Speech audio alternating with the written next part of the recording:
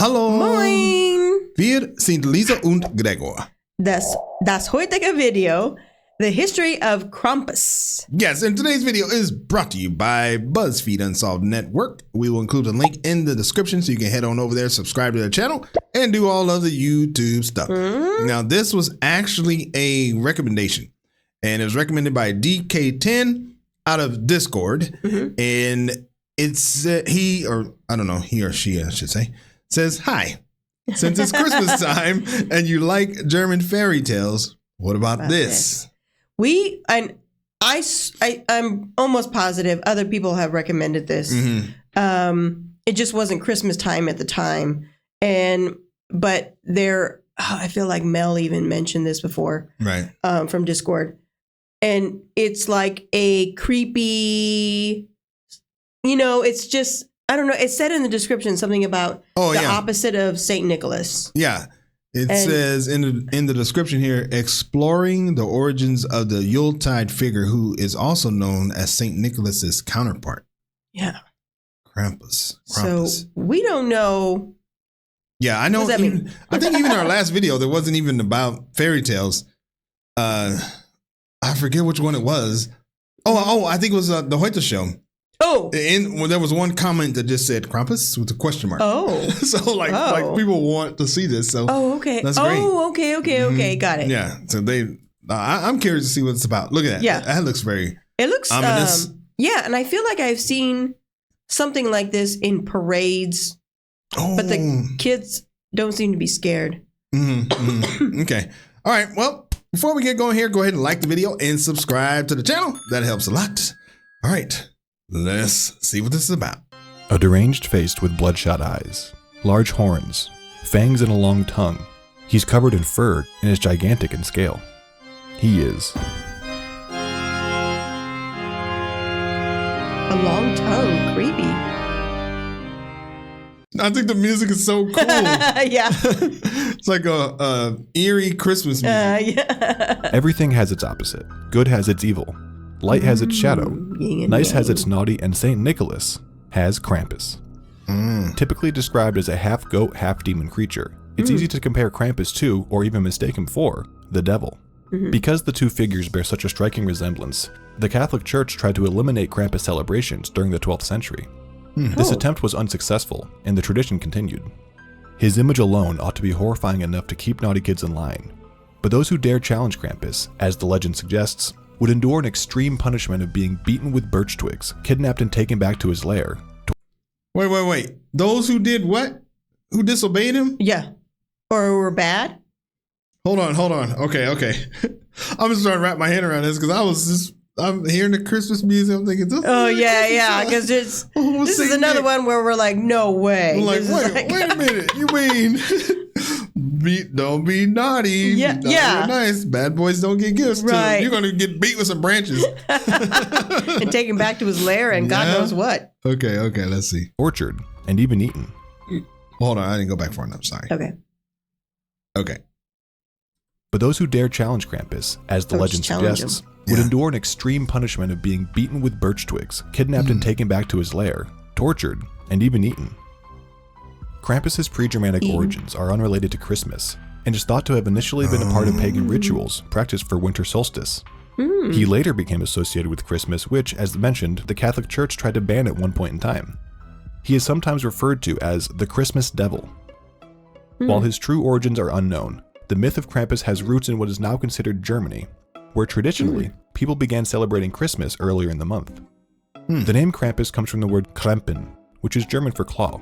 In Germanic tradition, Saint Nicholas is a benevolent figure who gives sweets to good children, while Krampus, his malevolent counterpart, beat and kidnapped the bad children. In essence, their origin story recounts how Saint Nicholas and Krampus traveled together working as a team, rather than opposing forces, one bearing rewards while the other brought fear and punishment. That's interesting because Santa, I guess I'm just thinking of the United States in Christmas time. Like there isn't an image that represents the bad opposite kid. No, it's Santa's responsibility to give you coal, right? Or gifts or not, or gifts or not. Yeah, so if you're a good kid, you'll get coal. Gifts. you're a bad kid, all that happens to you is just you get cold. Yeah. Unless you're a kid who likes cold, then you probably wouldn't do that. But the idea is nobody does. But, Germany and its fairy tales have all been about instilling fear to, bring about good behavior. I don't know if I would say that. Look at what we got here. Germany's fairy tales have been about scaring the crap out of kids. So they behave. No, Germany's fairy tales are about learning about consequences. Oh. That's a nice way of saying it. Well, okay. No, that's what I think it is. You learn and there's an action for your reaction. And sometimes you get killed. Sometimes you get killed. You get killed. You get eaten up by birds or something. Yeah. Oh, no. Okay. Well, you're going to get eaten up by this long tongue. Yeah. Krampus. Hoof. Krampus. Half foot. Okay, sorry. Maybe we should keep going. I know. We're just stuck on this picture. Okay. Team, rather than opposing forces, one bearing rewards while the other brought fear and punishment. The good and the bad duo would arrive in tandem on December 5th, which is known as Krampusnacht, which translates to Krampus Night. They'd go door to door, and either St. Nick would leave presents for the good children, or Krampus would beat the naughty ones with sticks and branches. In some lore, he might even eat them or take them to the underworld. Once Krampus was done with his mischief, the Germanic people would then celebrate Nikolaustag, or St. Nicholas Day, on December 6th. The children who, through good behavior, managed to avoid Krampus, or those who were once naughty and survived his punishments, would awaken to gifts which could range from something totally awesome to a rod, a gesture designating good or poor behavior. Krampus uses his force to discourage people from naughtiness, and as a means of deterring children from bad behavior. According to Krampus Los Angeles director Al Ridenour, Krampus is a boogeyman associated with the Christmas season. Ridenour explains that Krampus is a species, rather than a singular creature. Being that he is the counterpart of St. Nick, Krampus's birch twig may be in reference to the Dutch legend of St. Nicholas coming back from the dead and then nearly beating a bishop to death with a birch wood, perhaps linking Krampus's role as St. Nicholas's darker counterpart. Krampus is often covered in sheepskins, as well. Wait. So hold on. They get gifts on the 6th? Is this still a thing, or is this what? I mean, I'm not saying you. I'm not asking like you know. Yeah. No. Yeah. I had no idea that was a thing. December on the 6th. 5th. Yeah. Yeah. That's right. That's right around the corner. You guys about to get beaten or gifts. Wonder which one you guys are going about to get beaten, or you about to get some gifts? I'm getting gifts. I'd get gifts too. I'm a good boy. Yes. Was heavy chains or cowbells. Ew. The chains are thought to have been introduced only after Christian influence on the holiday, as a possible representation of attempting to bind the devil.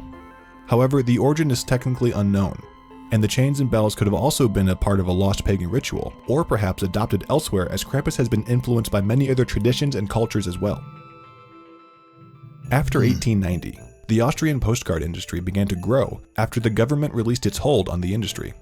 Between 1890 and the beginning of World War I, Krampus Christmas cards made by German companies were sold in Austria, Germany, and beyond.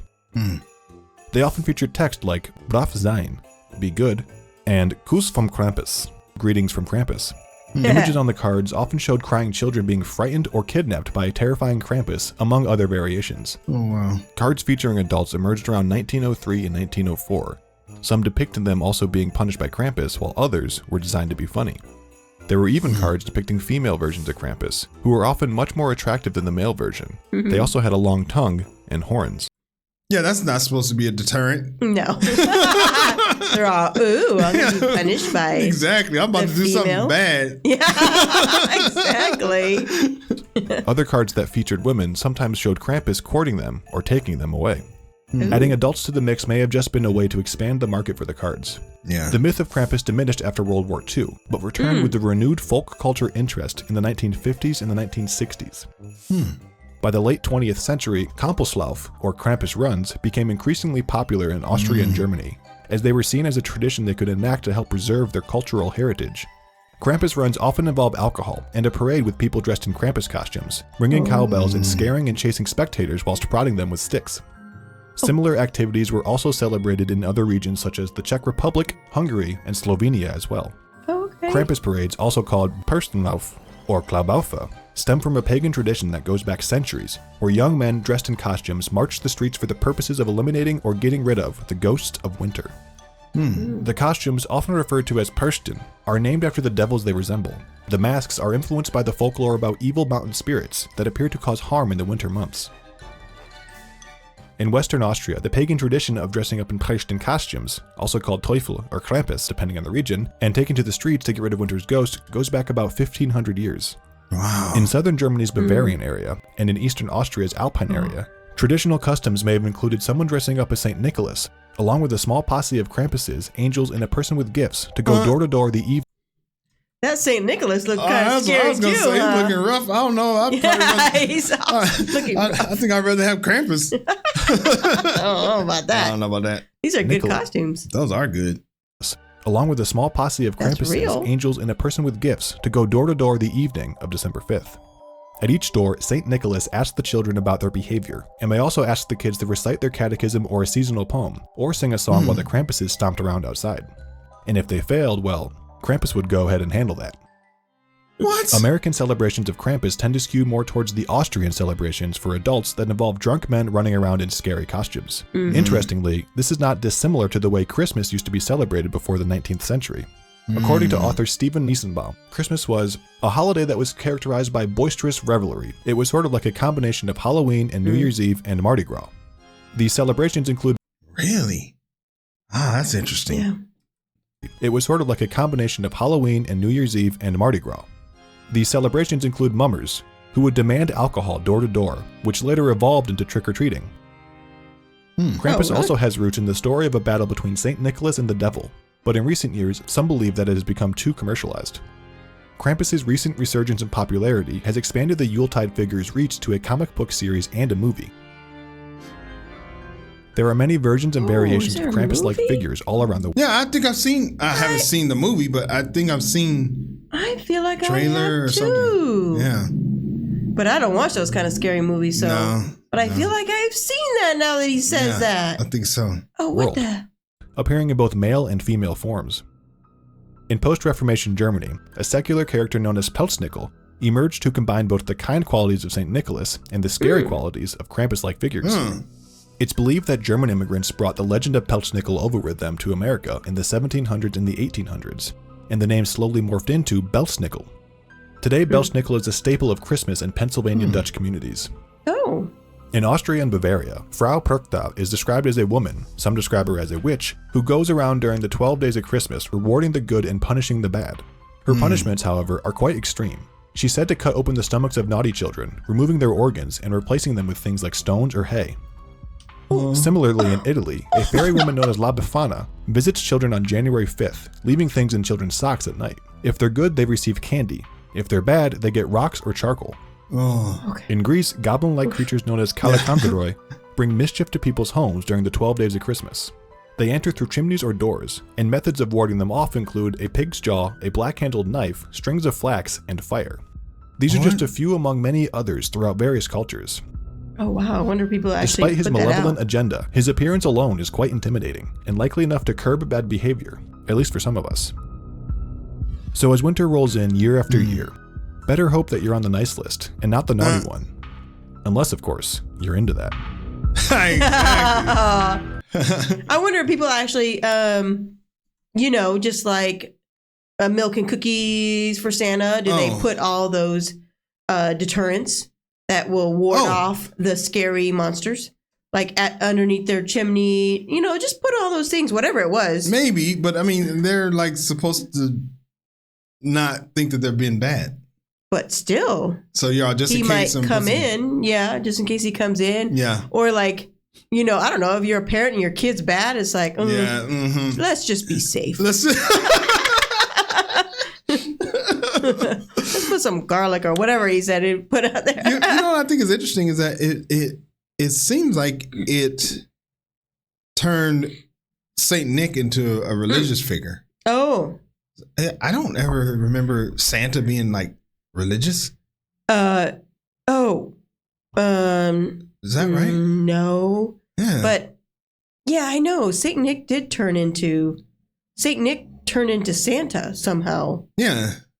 Somewhere in history. That's true. Mm-hmm. It turned into Saint Nicholas. Oh, I guess that he is a saint, so that's religious. Right. Yeah. Okay. I just think that in America, it's not seen as that. It's just Santa, the dude that brings you gifts. Right. He's not a saint. Right. So, no. Not in recent times. Yeah. Yeah. All right. Well, let's take a look and see what the people got to say. Somebody has to say, I've been bad. Let me see. 7-year-old throws a small fit. Krampus. Peace was never an option. What? He said peace is never an option. You throw a fit, you're going to like get everything cut up and everything else. That was that one lady who does that. Oh, yeah, it was one lady. Stuffed you with straw. Stones and stuff. Yeah. Jeez. That was crazy. There better not ever be a bad kid in Germany. Well, some of those were from Austria and Bavaria or whatever. Yeah, that's true. Neighboring that's true. You're right. Countries, yeah. Shane plays dress up. BuzzFeed. Write that down. I don't know. We must meet that. Let me see. I think we missed that one.